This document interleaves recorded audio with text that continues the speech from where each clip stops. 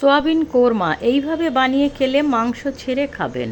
গোটা জিরে, গোটা ধনে, চিনেবাদাম, মগজদানা, শুকনো লঙ্কা, দারচিনি, এলাচ, লবঙ্গ শুকনো খোলায় টেলে একটা পেস্ট বানিয়ে নিয়েছি।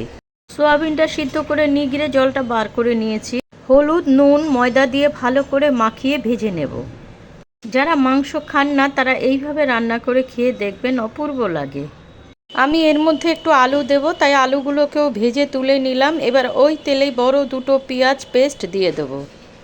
পেঁয়াজের থেকে জলটা টেনে গেলে এবার দিয়ে দেবো বড় দুটো টমেটো পেস্ট। এবার দেব হলুদ, কাশ্মীরি রেড চিলি পাউডার, পরিমাণ মতো নুন, আর আমি সামান্য চিনি ব্যবহার করেছি। ভালো করে মশলাটা কষিয়ে যখন তেল ছেড়ে আসবে এই অবস্থায় আমি দিয়ে দেবো বাদাম আর মগজদানার পেস্টটা। দেব ভেজে রাখা আলু। আলুটা 5-7 মিনিট মশলার সঙ্গে ভালো করে মিশিয়ে নিয়ে এবার সোয়াবিনগুলো দিয়ে দেবো।